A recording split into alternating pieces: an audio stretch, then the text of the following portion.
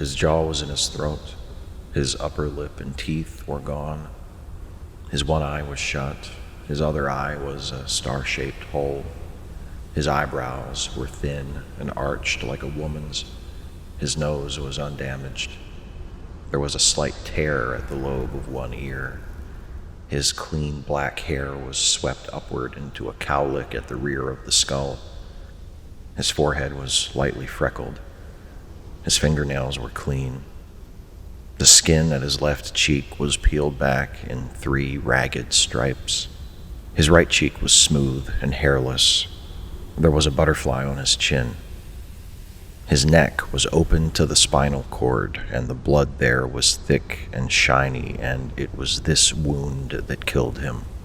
He lay face up in the center of the trail, a slim, dead, almost dainty young man.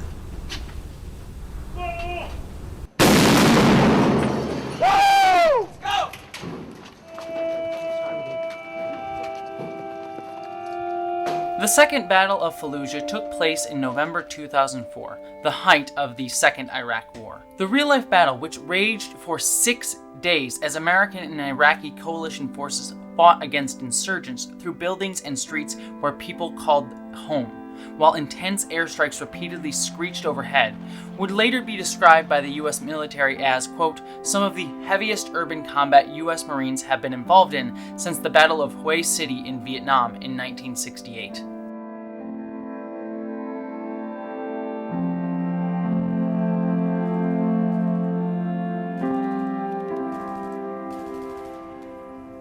The U.S. military fired a total of 5,685 high-explosive military rounds, 318 precision bombs, 391 rockets and missiles, and 93,000 rounds of machine gun ammo. Fallujah, which was once known as the City of Mosques, was extensively damaged, with 60 of those mosques being totally destroyed, and 50,000 other buildings as well.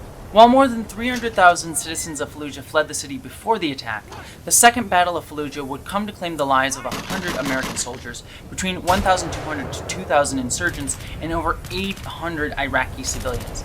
And over 200,000 citizens were displaced from the city afterwards. Now, those are just some of the facts about the Second Battle of Fallujah, a battle that eventually became known as the bloodiest battle of the Iraq War, and the biggest American battle since the Vietnam War. But these are just figures and numbers and information. But how do you feel about those facts? Are you angry, upset, worried, stressed, fatigued? I'm sure there were elements of those emotions, but did you really get a sense of what that battle felt like? Or did it get lost in the endless numbers? This was a real event that affected so many lives and ended many others. So how are we supposed to feel about it? How are we supposed to empathize with this moment in history? The upcoming video game 6 Days in Fallujah is hoping to take on that challenge. 6 Days in Fallujah takes place during the actual events of the Second Battle of Fallujah.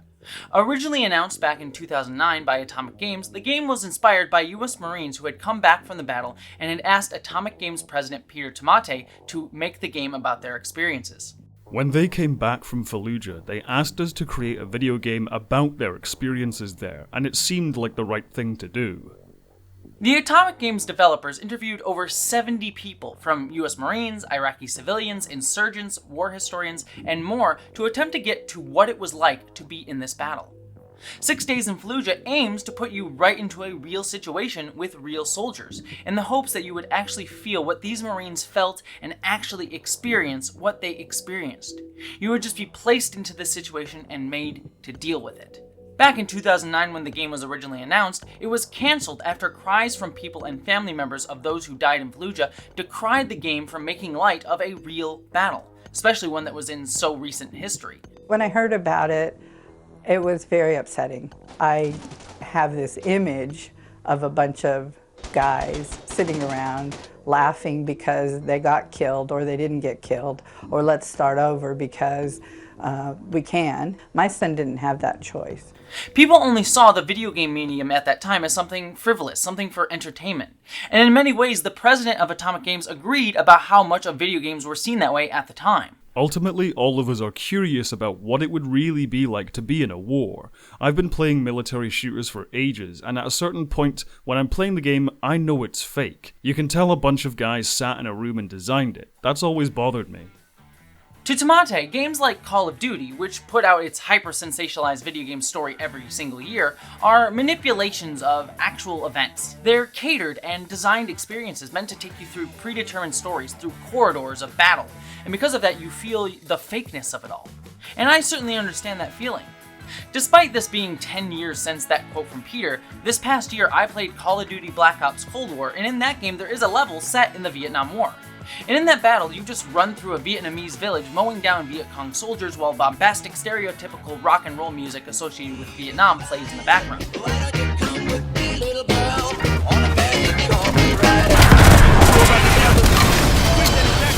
Run from set piece to set piece, and honestly, I felt nothing. Everything about the game was screaming at me that this was cool, exciting, but I just felt like I didn't care about what I was actually doing. I was just shooting digital people. Well, that's not entirely true, but we'll come back to that feeling that I actually felt during that level later on in the video. But at the very least, I certainly wasn't feeling what it was like to be in Vietnam. What it actually meant to be in a battle like that. Instead, I was taken through an action story made to feel cool and awesome and overpowered. So, despite having been cancelled over a decade ago, Tamate has decided to bring 6 Days in Fallujah back from cancellation, now with his new team at Highwire Games. But the goal of 6 Days in Fallujah remains the same. Not a designed experience, but just the facts, just the situation, designed to make you feel something real about a real experience. Peter Tamate wants you to believe that 6 Days in Fallujah will let you walk through not designed situations, but the actual streets of Fallujah. The game will be, in his words, meticulously recreated in-game version of Fallujah, complete with real-life Marines lending their names and likenesses, as well as recreations of specific events from the battle. It's almost like time travel. You're experiencing the events as they really happened. And while that's incredibly ambitious, Tamate wants to do all of that without adding that one dreaded element into his game that might ruin it for so many gamers, the things that every single game company today seems to want to just get away from. Politics. For us as a team, it is really about helping players understand the complexity of urban combat. It's about the experiences of that individual that is now there because of political decisions. And we do want to show how choices that are made by policymakers affect the choices that a Marine needs to make on the battlefield. Just as that Marine cannot second guess the choices made by policymakers, we're not trying to make a political commentary about whether or not the war itself was a good or a bad idea. For Tamate, 6 Days in Fallujah isn't about making a political statement, which he would describe as if the game was saying a war is good or a war is bad. 6 Days in Fallujah is not here to make a moral judgment in his mind. It's not about manipulation, not hyperbolic game design, not about saying war good or war bad. It's about existing in the moment.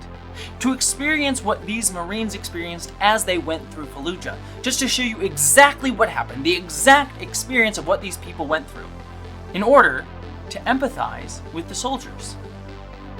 But isn't that what we were talking about before? Facts and figures? So I want to analyze this question. Can you make art about something like a battle that doesn't get political, doesn't moralize, that just shows you the facts of a situation and still makes you empathize with that situation?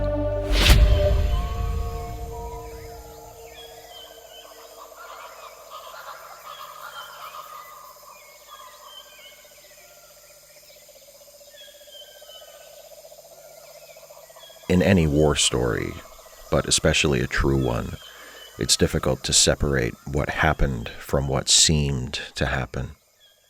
What seems to happen becomes its own happening and has to be told that way. The angles of vision are skewed. When a booby trap explodes, you close your eyes and duck and float outside yourself. When a guy dies, you look away and then look back for a moment and then look away again. The pictures get jumbled. You tend to miss a lot. And then afterwards, when you go to tell about it, there is always that surreal seemingness, which makes the story seem untrue, but which in fact represents the hard and exact truth as it seemed. In many cases, a true war story cannot be believed. If you believe it, be skeptical. It's a question of credibility. Often the crazy stuff is true and the normal stuff isn't, because the normal stuff is necessary to make you believe the truly incredible craziness. In other cases, you can't even tell a true war story. Sometimes it's just beyond telling.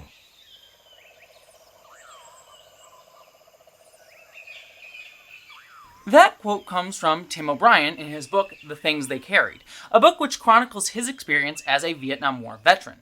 For O'Brien, a war story cannot be just facts, because the facts of a situation never do a story justice. We hear all the facts we want about the situation, but it will never let us experience what it actually felt like to be there. For example, I could tell you the fact that during the Vietnam War, a young Tim O'Brien killed another young Vietnamese soldier who was just walking through the woods. That's a fact. But it wouldn't make you understand what it felt like to exist in that moment. But Tim did describe what it felt like to kill that young man.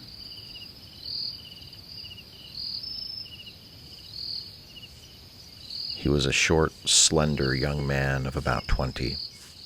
I was afraid of him, afraid of something, and as he passed me on the trail, I threw a grenade that exploded at his feet and killed him. In a way, it seemed he was part of the morning fog, or my own imagination, but there was also the reality of what was happening in my stomach.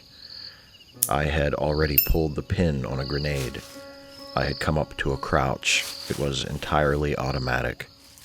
I did not hate the young man. I did not see him as the enemy. I did not ponder issues of morality or politics or military duty. I crouched and kept my head low. I tried to swallow whatever was rising from my stomach, which tasted like lemonade, something fruity and sour. I was terrified. There were no thoughts of killing. The grenade was to make him go away, just evaporate. And I leaned back and felt my mind go empty and then felt it fill up again. I had already thrown the grenade before telling myself to throw it. The grenade bounced once and rolled across the trail. I did not hear it, but there must have been a sound, because the young man dropped his weapon and began to run, just 2 or 3 quick steps. Then he hesitated, swiveling to his right, and he glanced down at the grenade and tried to cover his head, but never did. It occurred to me that he was about to die. I wanted to warn him. The grenade made a popping noise, not soft, but not loud either, not what I'd experienced. And there was a puff of dust and smoke, a small white puff, and the young man seemed to jerk upward as if pulled by invisible wires. He fell on his back. His rubber sandals had been blown off. There was no wind. He lay at the center of the trail, his right leg bent beneath him, his one eye shut, his other eye a huge, star-shaped hole.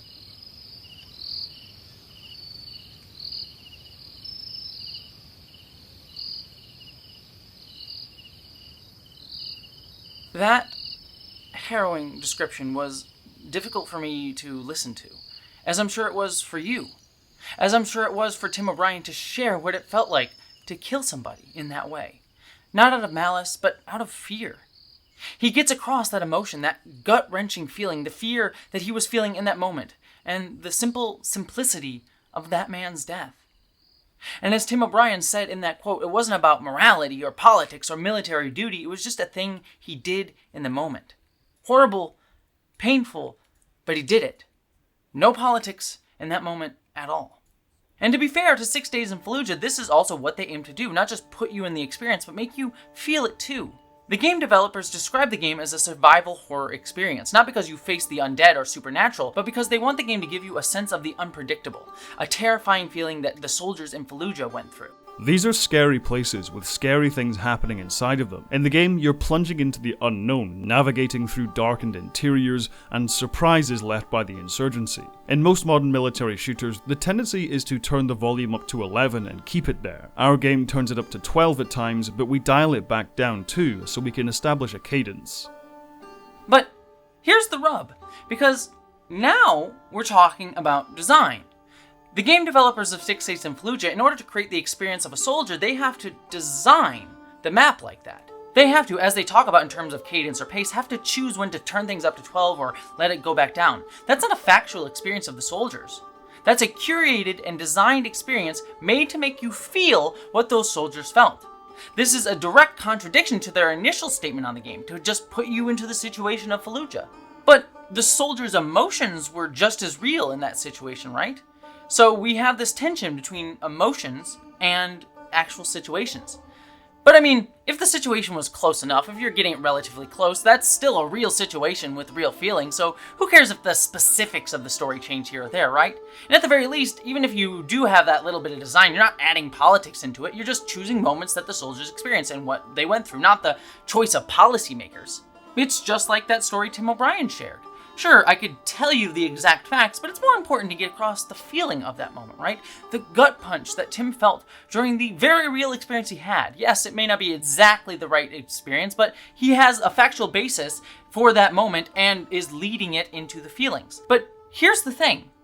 The story Tim O'Brien told, that visceral emotional gut punch of a tale that made you feel the very real experience he had of killing a young boy, he made that up. It never actually happened.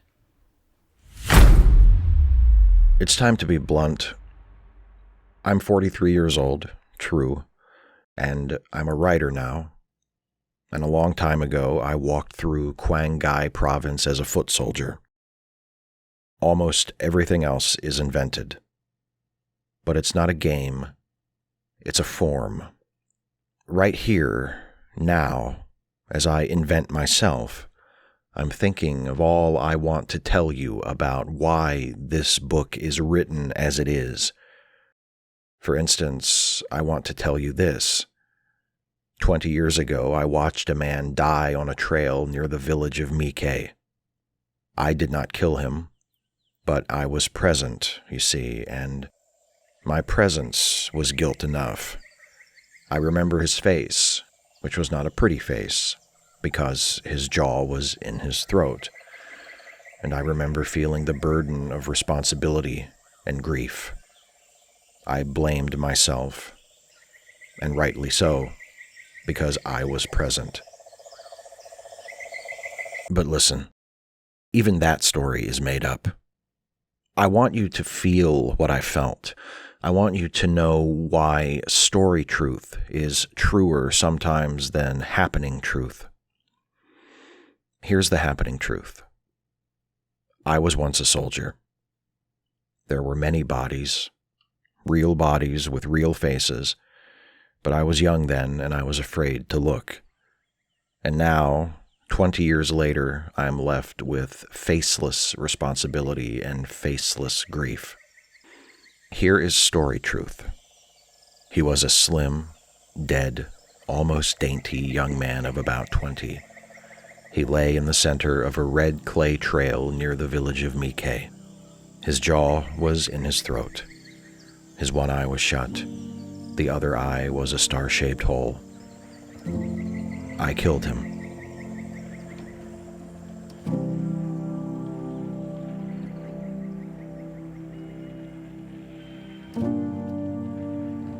What stories can do, I guess, is make things present. I can look at things I never looked at.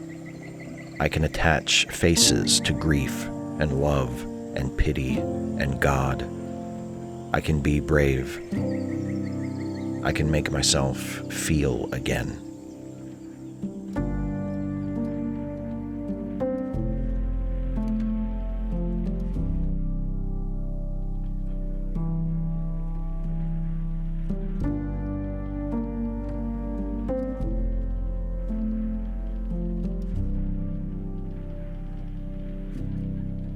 O'Brien's entire story about the young boy wasn't real, and yet it was the most real thing he wrote in the things that carried.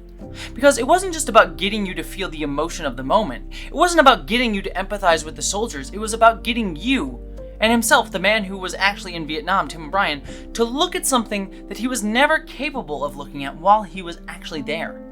In his stories, he's able to look at the faces of the ones who died, the ones he was too scared to face while he was there.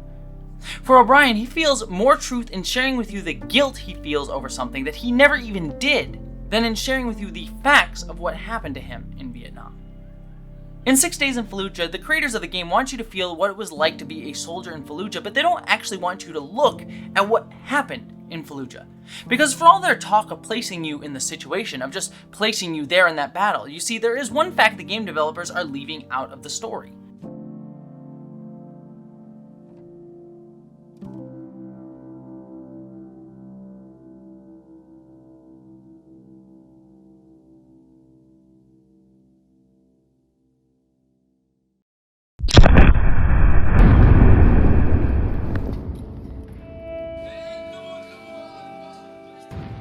In Fallujah, the US military used a chemical compound known as white phosphorus rounds to flush insurgents out of their bunkers.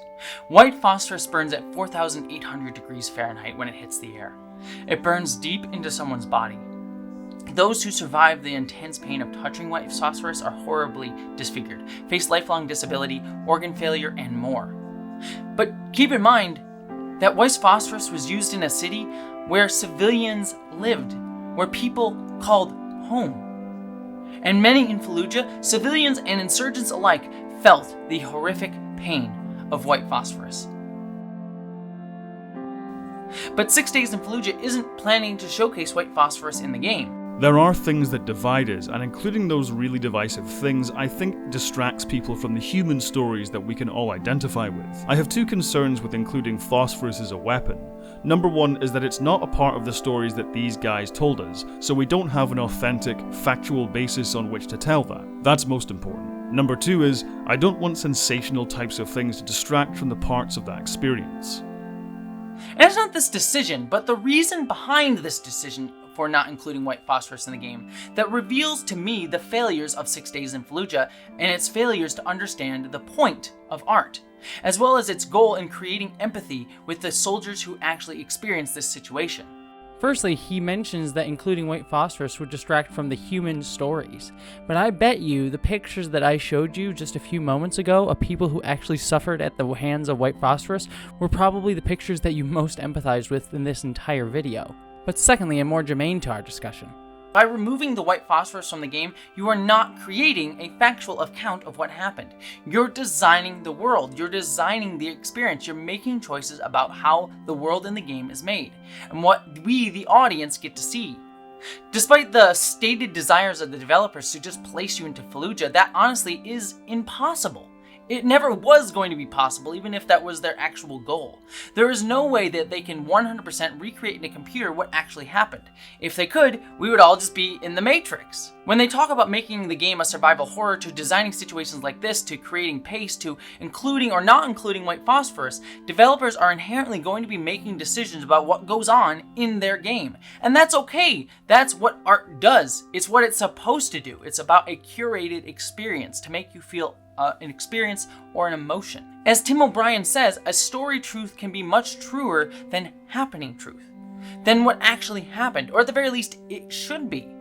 But 6 Days in Fallujah, by choosing not to include white phosphorus, may fail at actually making their game into a story that actually makes you feel the truth. Because by removing white phosphorus, you're removing the chance for us to be brave, to look at what actually happened in Fallujah, just as Tim O'Brien was able to look at the face of the faceless people that died when he was in Vietnam, with his writing years after that event. In the 2012 game Spec Ops: The Line, you play a CIA agent named Walker, who leads a small team to take back the city of Dubai after a group of insurgents takes the city. The story is completely made up. This never actually happened. Yet, this game has seared the truth of war into my brain more than any other video game I have ever played. At one point in the game, after finding a heavily guarded outpost, you, as Walker, use white phosphorus to completely obliterate the opposition and advance further into the city. Fine, set it up. You're fucking kidding, right? That's white phosphorus. Yeah, I know what it is. You've seen what this shit does. You know we Might can't not have a use it. choice, Lugo. There's always a choice. No, there's really not. It's an epic moment. You feel powerful and cool and awesome. It's one of the most badass moments in the entire game. And then Immediately after, you walk through the dissipating cloud of white phosphorus that you shot. You see the horrific burns on your enemies, the pain and the agony that they are going through because of your actions, because of your badass moment. And then, after that, you find this.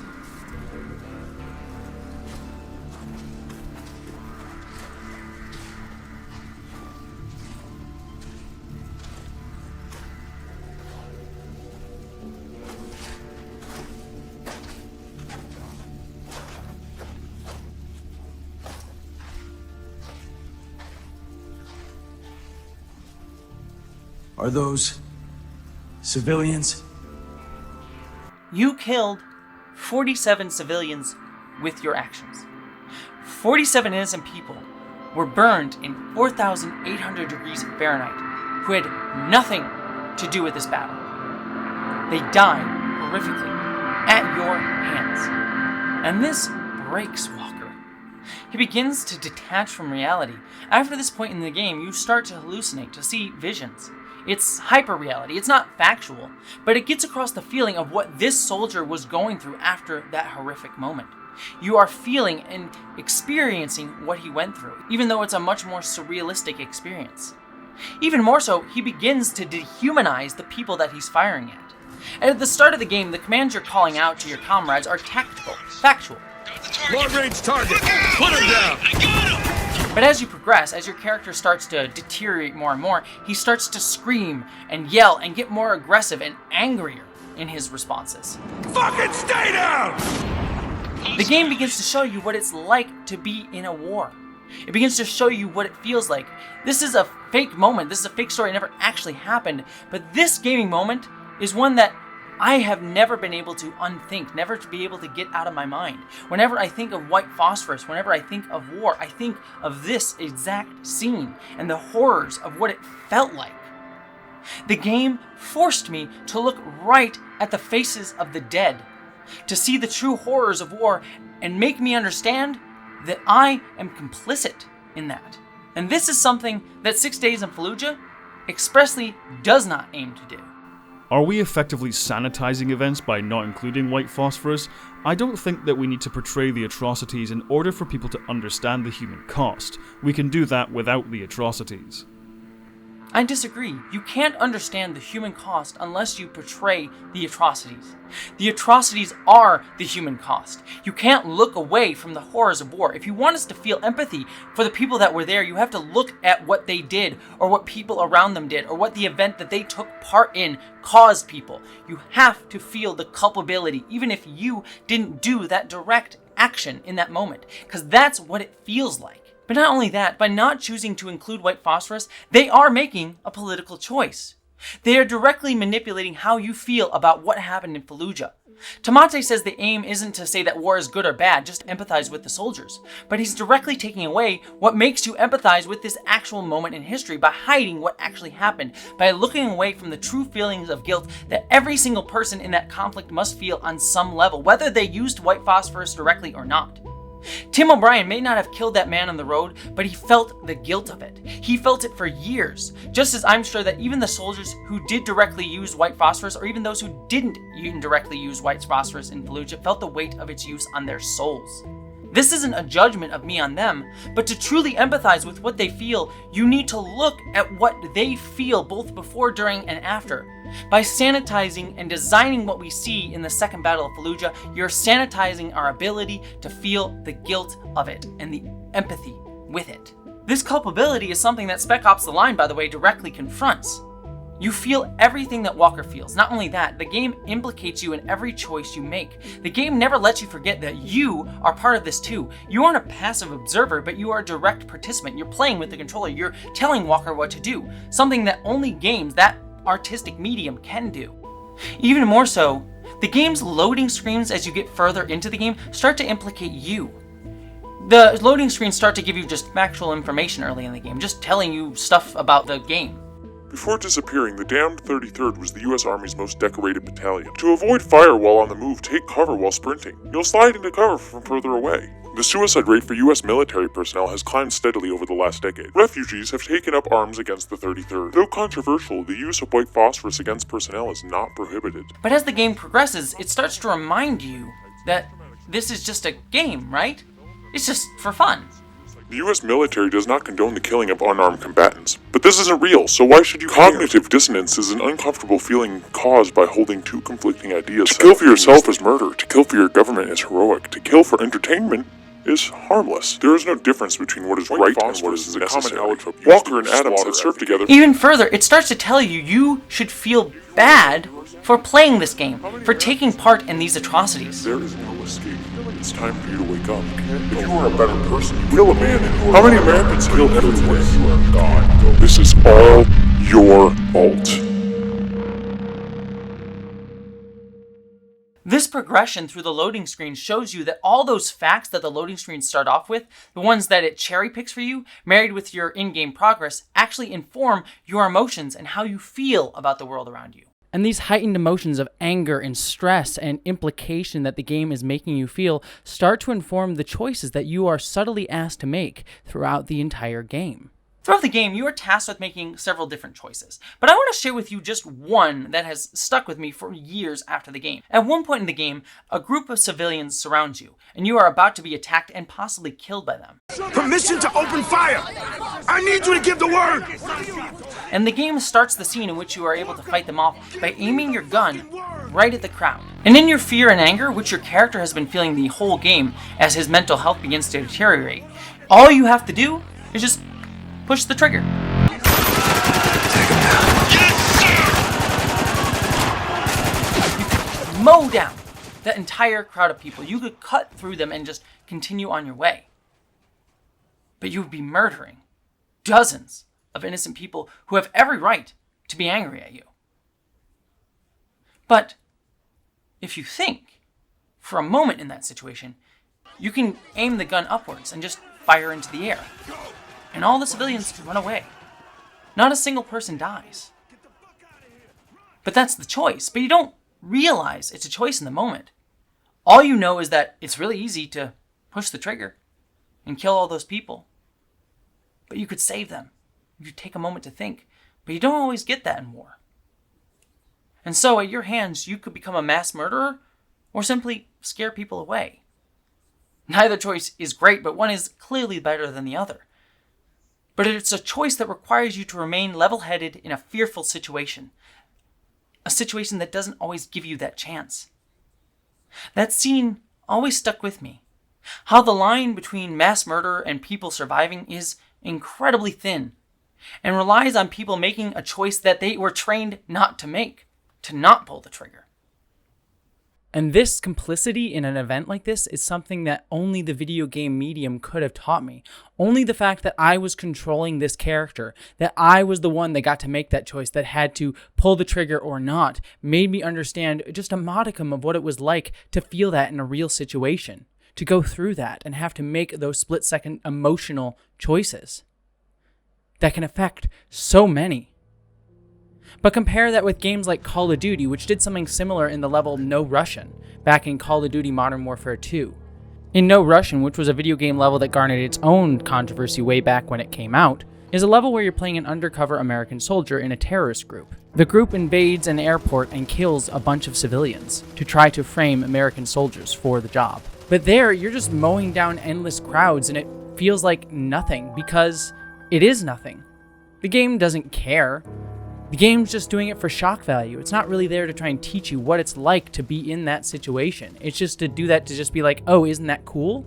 Despite the fact that these two scenarios are incredibly similar, you are playing as a character and you have the choice to shoot civilians or not.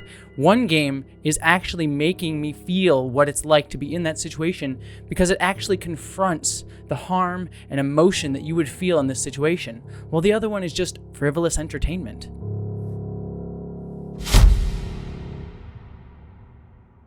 You can't just present facts and say that they don't influence politics, because the facts that you choose to present and in what order you present them and how you present them are inherently political choices. Spec Ops: The Line wants you to know that your actions here might just be frivolous entertainment, but they have real-world consequences when played out in real-life situations. While Spec Ops: The Line may be a fictional battle, the feelings and emotion that it generates by the events that are in it are very real. And as a gamer, you can't just tell yourself it's entertainment, because these things really happened. White phosphorus was really used. And also, on top of that, how we feel about games like this, about military shooters, influence our feelings on the military in real life. Games like Call of Duty play moments like the Vietnam War for fun. Go back to the level in Call of Duty Black Ops Cold War that I mentioned earlier. I said I felt nothing during that level, but that was kind of a lie. I felt deeply uncomfortable about killing those Vietnamese soldiers. But the game wasn't telling me to feel bad about that. In fact, it was telling me just the opposite. It wanted me to enjoy mowing down endless people. But as I played this game, all I could think about was that one soldier that Tim O'Brien killed in his story. That these fake soldiers in this fake game looked and were made to represent real people who existed. And the game wasn't telling me to empathize with them. It wasn't telling me to care. So how would I feel about real Vietnamese people in real life? And how is that gonna make me feel about the Vietnam War in general? Just a cool battle, right? Cool battle where we got to play some cool music and kill the enemy. But that's not what soldiers in Vietnam felt. It's not what they had to deal with. I felt more emotion in Tim O'Brien's story about killing one person than I did in a game where I killed waves and waves of endless people. Also, it should be said that who the game chooses us to empathize with is also a political choice. The game developers have repeatedly said that you will not play as one of the insurgents within the game, but only as some of the coalition and American forces that were present in Fallujah. This isn't to moralize about this decision. I'm not here to say whether we should or should not identify or empathize with the insurgents. But what I am saying is that by choosing not to include insurgents as playable characters in the game and making us only empathize with the coalition and American soldiers, that is itself a political choice. Whose side we get to see and whose eyes we get to see a conflict through is inherently going to be political, because we are not going to see all sides of an event. This is something even Tim O'Brien himself wrestles with within his own work. One of the stories and the things they carried is the fictionalized version of the life of the fictionalized soldier that Tim O'Brien killed. Tim O'Brien's imaginings of what this man's life was, what it was going to be, and how he empathizes with him even though he killed this man in his version of the story. But obviously the story isn't real. It's his imaginings of what that man's life was. He can't fully empathize with this exact situation because he never experienced it. He doesn't know the exact facts of it. Yet he uses a fictionalized story in order to empathize with a man that he never got to know, never got to meet. Not right or wrong, but how he chooses to empathize and how he wrestles with this decision is a political act, and he acknowledges it. And his story stuck with me, as well it should.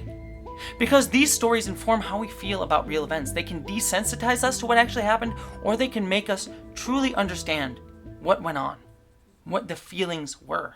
Right. Moment. Down to the right. Now, I want to be fair here. 6 Days in Fallujah isn't even out yet. I may be misreading all the tea leaves in all of this, but the comments made by the game makers have me concerned. 6 Days in Fallujah is presenting itself to be a look at the desensitization done by games like Call of Duty, sort of looking down at those games as designed experiences. But while certainly Call of Duty does desensitize us to the real experience of war and upholds the ideas of American exceptionalism, it, at the very least, doesn't purport to be more than entertainment. It's still a problem, don't get me wrong. It still informs how we feel about real-life events and war and the military, telling us that we should feel that it's badass and cool and not really analyze some of the darker truths about what it's like to be in the military or be in a war or be complicit in that fact as Americans or American soldiers. But at least it's somewhat self-aware of that fact. 6 Days in Fallujah is trying to say that it's going to make gaming give us this grand experience of what it's actually like to be in a combat situation. They say that this is a totally real recreation of events, but it's not. It's just as manufactured as any other piece of art. Which is fine, because it isn't supposed to be exactly factual. It's supposed to make you feel the truth of a moment. It's supposed to make you feel something specific. That's what art does. It's about feelings. But by failing to look directly at the horrors of Fallujah, 6 Days in Fallujah actually refuses to allow us to feel the true scope of that event. So people will play this game that purports to give them a real experience and might come away feeling like it's a harrowing, scary experience, but not understand the guilt.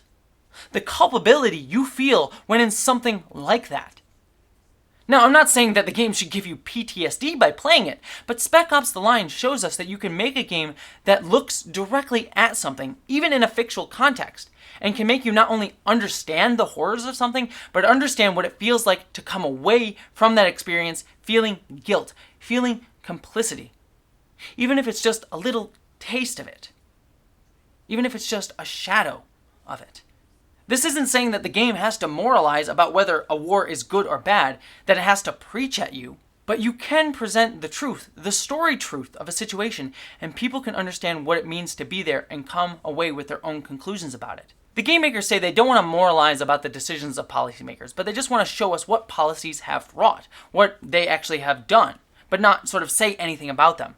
But to truly see what policies have wrought, to see the full scope of them, informs how we feel about those policies. It's going to inherently do that. You can't look at what a policy does and not feel something about it when you look at the totality of it. So that's going to be a political statement no matter what you do. So you need to be able to see the full scope of something to be fully informed by that. So, by the game makers choosing what parts of the ramifications of policies that they wish to show, but then presenting that as actual truth, by conflating story truth and pretending that it's factual truth, I can't think of a more political decision. So I made this video with two hopes. That those of you who watch this can be more critical when you look at games or any work that purports to be just the facts, because inherently, works of art can never actually do that.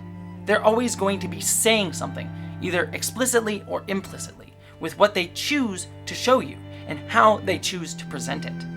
And two, on the off chance that the developers of this game see this video, which I doubt they will, but maybe that they can actually work to make their game say something more meaningful instead of hiding the actual factual truth. And after I finished writing, shooting, and started editing this video, I found an interview by The Escapist with the actual level designer of Spec Ops: The Line, where he discussed 6 Days in Fallujah's recent announcement. And he had this to say. We're looking at other games and how they portrayed World War II was that we found that they often leave out the atrocities. That they leave out the Holocaust and they leave out the war crimes committed by the Wehrmacht and so on, because they also want to keep it open for players to play both sides and so on.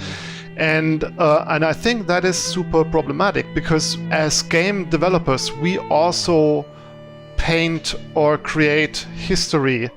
When we make games about actual parts of history, and this war is history, right? Then we write down history as well. We create the image that people will have of that historical event. And if we leave out certain parts of it, we create a version of history in which these events didn't happen. And by that, actually whitewash certain events. And I think that's super problematic, and we should realize that how powerful games are, how many people consume games nowadays, and how many people might actually learn about actual events through games, especially if we paint them as something like a documentary, and we say like, here's the facts, see, we talk to people and here are interviews and whatnot, and then leaving out certain parts of it because we don't like them or we think they might trigger controversy, I think is highly problematic. Also, to be fair to the developers, after the recording and editing of this video, one of the developers of 6 Days in Fallujah released a statement saying that the game is, quote, inseparable from politics. And while white phosphorus wouldn't be used in the game, it would be briefly mentioned in a documentary clip within the game itself. Now, for my mind, this is better, but it feels to me like this was more a response to the criticism rather than the developers actually acknowledging and wrestling with their own creative decisions behind the game. There's no acknowledgement by the developers in this statement that they understand what it means to know politics are in your game. What are they going to change? What are they going to say? What are they going to do within the game other than just like releasing a Twitter statement saying the game is inseparable from politics? It's nice to say that. It's nice to say your game is inseparable from politics, but are you aware consciously of what you are saying with the game? And while certainly white phosphorus getting a mention in the game is a good thing, it still is just a brief mention of it. Are we being asked to look directly at it, or is it just being added to just sort of tacitly acknowledge, like, yeah, that was the thing, it was over here? Are we still being asked to acknowledge what it means that it was used in this conflict, the actual toll of it? Are we being asked to look directly at it? And will it inform how we feel about this situation in Fallujah? And all this leads to my larger point. Because even if 6 Days in Fallujah does course correct, even if it does fix these problems, this lack of a desire to really grapple with politics in games is a recurring thread throughout not only 6 Days in Fallujah, not just the video game industry, but with so many pieces of entertainment media today, especially ones that are made by big corporate conglomerates. They argue that their work is non-political, when it inherently is. They're afraid to say something with their heart, but by being afraid, they're ignoring what their art will say and imply, even within their lack of conviction with their voice and viewpoints. And that leads to statements like this. Perhaps playing the game will make them curious, and they'll want to learn more about all the things that happened in Fallujah since the 2004 battle, and that will lead them to their own conclusions by doing the research. But right now, simply ignoring the battle is not going to cause them to think about all of its consequences. But by making the game this way, they're ignoring not only the real consequences of the battle, but ignoring the very real consequences that their game will have on the perception of conflicts like this.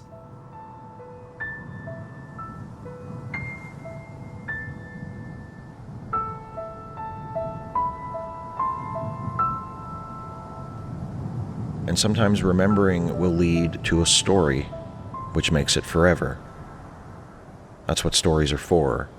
Stories are for joining the past to the future.